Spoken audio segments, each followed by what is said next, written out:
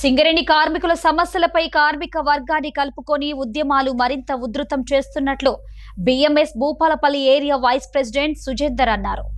ఈ మేరకు భూపాలపల్లి పట్టణంలోని బిఎంఎస్ కార్యాలయంలో వారు మీడియాతో మాట్లాడారు.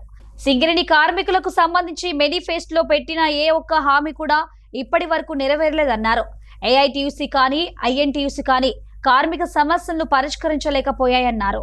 సింగరేణి వ్యాప్తంగా అదేవిధంగా భూపాలపల్లి వ్యాప్తంగా కార్మికులు ఎదుర్కొంటున్నటువంటి సమస్యల మీద శ్రీమాన్ కొత్తకాపు లక్ష్మారెడ్డి గారు ఏదైతే ఈ భారతదేశ బొగ్గు గనుల ఇన్ఛార్జ్ ఆయనకు గారికి ఇప్పటి వరకు మా సింగరేణి కోల్ మైన్స్ కార్మిక సంఘ్ సంబంధించినటువంటి భారతీయ మజ్దూర్ సంఘ్ పెద్దలు పలుసార్లు సుదీర్ఘమైనటువంటి చర్చ చేసి దానిలో భాగంగా ఈ సింగరేణి వ్యాప్తంగా ఉన్నటువంటి కార్మికులకు సదస్సు రూపకంగానే కానీ గేట్ మీటింగ్ల రూపకంగానే కానీ ఒక అవగాహన తీసుకొచ్చి ఈ యొక్క హక్కుల గురించి అదేవిధంగా ఈ సంస్థను కాపాడుకునే దశగా ప్రయాణం చేయాలనే ఒక భాగంలో ఒక ఉద్యమము ఒక పోరాటం రేపొద్దున రాబోతున్నాం. అదేంటంటే కార్మికులకు సంబంధించినటువంటి ఏ ఒక్క సమస్య కూడా ఇప్పటి వరకు ఎలక్షన్లలో పెట్టినటువంటి ఐఎన్టీసీ కానీ ఏఐటీసీ కానీ మేనిఫెస్టోలకు సంబంధించినటువంటి ఏ ఒక్క హక్కు కూడా ఇప్పటి వరకు నెరవేరకపోవడం, సింగరేణికి రావాల్సినటువంటి బకాయిలు, మరి ప్రతి ఒక్క సమస్యకు ప్రతి ఒక్క అవసరానికి ఏదైతే కార్మిక హక్కుల కొరకైనా కానీ ప్రతి ఒక్కదానికి ఈ 50,000 పైచిలకు రావాల్సినటువంటి కోట్ల రూపాయల బకాయిల మీదనే ముడిపడి ఉంటుంది. దానిచేత కనీసం ఈరోజు మైన్ల మీద mines committee, safety committee, fit కమిటీలు అని చెప్పేసి దశల వారీగా నెలల వారీగా వాళ్ళు రెస్టులు తీసుకొని ఏది మాట్లాడుతున్నారో కార్మికులకు ఏం చేస్తున్నారో న్యాయం అనేది ఇప్పటి వరకు కార్మిక వర్గానికి అర్థం కాకుండా అయోమయ పరిస్థితులు ఉన్నారు.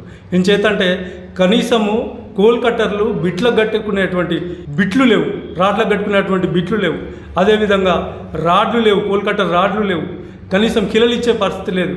అదేవిధంగా ఈ మైన్స్ కమిటీ, సేఫ్టీ కమిటీ మరి మైన్ల మీద కనీసం బూట్లు లేకపోతే ఇప్పటి వరకు 6-7 నెలల నుండి కార్మికులు 9 నెలల నుండి బూట్లు అరిగి రేపొద్దున ఏ ఒక్క కార్మికుడు సింగరేణి వ్యాప్తంగానే కానీ ఈ భూపాలపల్లి పరంగానే కానీ జారి పడితే ప్రాణాలు పోయినటువంటి పరిస్థితి ఉన్నది.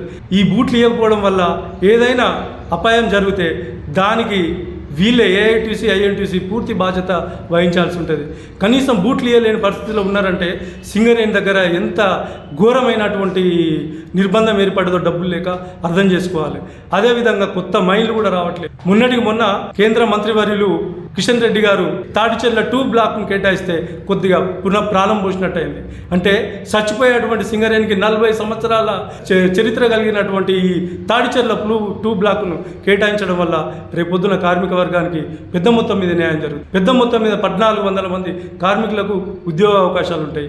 అదేవిధంగా ఇండైరెక్ట్గా కాంట్రాక్ట్ కార్మికులకు కూడా ఉద్యోగ అవకాశాలు. అంటే మామూలు విషయం కాదు, కొన్ని లక్షల కోట్ల రూపాయలు రేపొద్దున సింగరేణికి రాబడి ఉంటుంది. ఈ రాష్ట్ర ప్రభుత్వాన్ని ఏదైతే దానిలో ఇన్వాల్వ్మెంట్ అయినటువంటి ఏఐటీసీ కానీ ఐఎన్టీసీ కానీ పొత్తులో భాగంగా ఉన్నారు కనుక 50,000 పైచిలకు కోట్ల రూపాయలు ఇవ్వాలి.